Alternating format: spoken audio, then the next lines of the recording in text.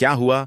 जब प्रयागराज महाकुंभ के दौरान एक साधु को गंगा स्नान करने से रोका गया, उसके बाद प्रयागराज के उस गंगा घाट पर जो चमत्कार हुआ, उसे देखकर आपके पैरों तले जमीन खिसक जाएगी।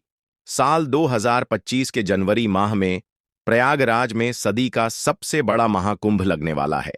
यह महाकुंभ हर 12 साल में एक बार लगता है, यानी इस महाकुंभ का बहुत अधिक महत्व रहने वाला है। गंगा नदी में स्नान करने का बहुत महत्व रहता है। इसी वजह से देश और दुनिया से कई लोग प्रयागराज के इस महाकुंभ में पहुंचने वाले हैं।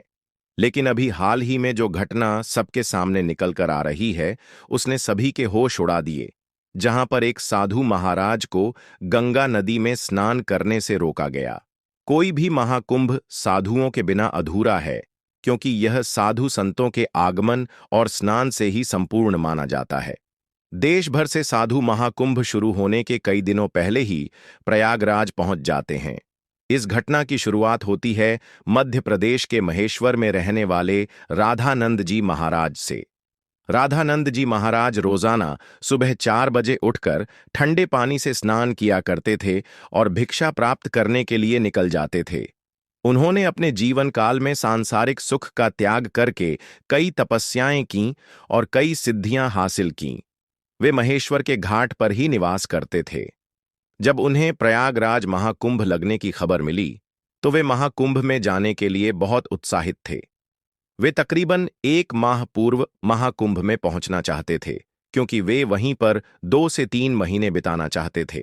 उनका ऐसा कहना था कि महाकुंभ वह पवित्र समय होता है जहां पर देवी देवता स्वयं उस स्थान पर मौजूद होते हैं। वहां पर तप करना, साधना करना, भगवान का ध्यान करना बहुत ज्यादा फलदायी होता है। अगले दिन सुबह राधानंद जी महाराज जब प्रयागराज पहुंचे, तो सुबह के 3:30 रहे थे। सुबह सुबह 4 बजे उनका स्नान करने का दैनिक नियम था। उन्होंने सोचा, क्यों न आज गंगा नदी का पवित्र स्नान किया जाए, और वे प्रयागराज के गंगा घाट पर पहुंच गए। उस स्थान पर गंगा नदी की सफाई का कार्य चल रहा था। राधानंद जी महाराज को यह देखकर बहुत खुशी हुई। जब उन्होंने अपने कपड़े उतारे और गंगा नदी में स्नान करने के लिए आगे बढ़े, तो वहां पर खड़े कुछ नगर निगम के अधिकारियों ने उन्हें रोक दिया। उनका कहना था कि आप अभी स्नान नहीं कर सकते, क्योंकि इस समय साफ सफाई का कार्य चल रहा है। प्रयागराज में रोजाना रात्रि के समय गंगा नदी की साफ सफाई का कार्य किया जाता है, ताकि दिन और शाम के समय यात्रियों को इस कारण कोई मुश्किलें न हों। राधानंद जी महाराज काफी धैर्यवान थे। उन्होंने सफाई अधिकारियों को समझाया कि बात बहुत अच्छी है, लेकिन नित्य मेरा 4 बजे नहाने का नियम है, और आज अगर मैं प्रयागराज पहुंचा हूं, तो मैं गंगा नदी में ही स्नान करूंगा।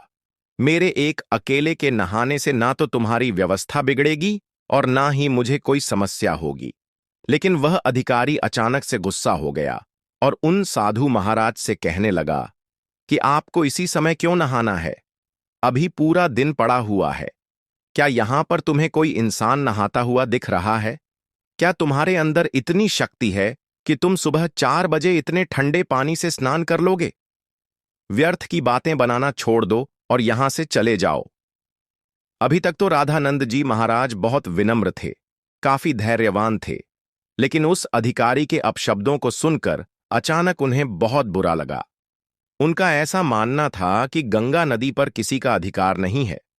यह तो साक्षात भगवान शंकर की जटाओं से निकलती है, जिसके अंदर सभी को अपने पाप धोने का अधिकार है, और उसके लिए कोई निश्चित समय नहीं हो सकता। लेकिन उस समय राधानंद जी महाराज ने उस अधिकारी को कुछ नहीं कहा और सामने घाट पर ध्यान अवस्था में बैठ गए। सबको लग रहा था कि वे साधु महाराज मान गए हैं और पीछे हट गए हैं। अब जब पुनः गंगा नदी के अंदर साफ सफाई की मशीनों को शुरू किया गया, तो अचानक से एक बहुत बड़ी घटना घट गई। वे सभी मशीनें शुरू होने का नाम ही नहीं ले रही थीं। ऐसा लग रहा था मानो वह जाम हो गई हों या उनके अंदर बहुत सारा कचरा फंस गया हो। अधिकारियों ने मशीन को देखा परखा और उसके अंदर का सारा कचरा बाहर निकाल दिया। सबको उम्मीद थी कि अब मशीनें कार्य करने लगेंगी, लेकिन फिर जब मशीन शुरू की गई तो कोई भी मशीन चालू होने को तैयार ही नहीं थी। सभी अधिकारी बहुत हैरान थे। किसी की भी समझ नहीं आ रहा था। लेकिन जब मशीन चालू नहीं हुई तो कई मैकेनिकल इंजीनियरों की टीम को मशीन देखने के लिए बुलाया गया। उन सभी मैकेनिकों ने मशीनों को अच्छी तरह से जांचा परखा और यही पाया कि मशीन तो एकदम सही है, लेकिन इसके चालू ना होने का कारण किसी को समझ नहीं आ रहा था। राधानंद जी महाराज अभी भी उसी घाट पर ध्यान अवस्था में बैठे हुए थे।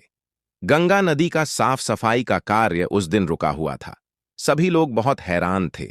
उस समय जो मैकेनिकल इंजीनियर वहां पर मशीन सही करने आया था, उसने जब राधानंद जी महाराज को देखा तो उसकी आंखें खुली की खुली रह गईं। वह राधानंद जी महाराज के चरणों में गिर गया और बाबा उसे आशीर्वाद देने लगे। फिर वह सभी अधिकारियों को बताने लगा कि यह महेश्वर के सिद्ध महाराज हैं। बचपन के समय पर एक बार जब मुझे सांप ने डस लिया था तो इन्होंने ही अपने चमत्कार से मेरी जान बचाई थी। तब उस अधिकारी को अपनी गलती का एहसास हुआ। वह समझ चुका था कि अगर यह अपने दैनिक नियम के अनुसार 4 बजे गंगा स्नान करना चाहते थे तो मुझे इन्हें रोकने का अधिकार नहीं था। मैंने जो इनका अपमान किया, इन्हें भला बुरा कहा और गंगा नदी में स्नान करने से रोक दिया, उसी का परिणाम मशीनों की खराबी के रूप में हम भुगत रहे हैं। अब यही हमारी समस्या का समाधान कर सकते हैं। हमें इनसे माफी मांगनी पड़ेगी। सभी अधिकारी मिलकर राधानंद जी महाराज के पास गए, उनके चरणों में बैठ गए और हाथ जोड़कर कहा कि हमें इस बात का अंदाजा नहीं था कि आप एक दिव्य संत हैं। हमसे बहुत बड़ी भूल हो गई है। हमें आपको स्नान करने से नहीं रोकना चाहिए था। राधानंद जी महाराज अभी भी बहुत विनम्र थे। उन्होंने अधिकारियों से कहा कि यह जरूरी नहीं है कि कोई संत चमत्कारी हो तभी ही उसे गंगा नदी में स्नान की अनुमति दी जाए। गंगा नदी के ऊपर साधु संतों का सबसे पहला अधिकार है। सभी अधिकारियों ने उनसे हाथ जोड़कर कहा, अब आप गंगा नदी में स्नान कर सकते हैं। हम आपसे बहुत माफी चाहते हैं। राधानंद जी महाराज समझ चुके थे कि सभी अधिकारियों को उनकी गलती का एहसास हो गया है। उनका अभिमान दूर हो गया है। उन्होंने विनम्रतापूर्वक उन अधिकारियों से कहा, तुम चिंता क्यों करते हो? अभी समय कहां बीता है? जरा अपनी घड़ी में समय तो देखो, आखिर क्या बजे हैं? जब सभी अधिकारियों ने अपनी घड़ी में समय देखा तो उनके रोंगटे खड़े हो गए, क्योंकि उस समय सुबह के 4 बज रहे थे। किसी भी अधिकारी को यह समझ नहीं आ रहा था कि आखिर इतना बड़ा चमत्कार कैसे हुआ। आखिर राधानंद जी महाराज ने अपने चमत्कार से समय को कैसे पलट दिया। इतना बड़ा चमत्कार देखकर सभी अधिकारी उनके चरणों में गिर गए और बाबा की जयकार लगाने लगे।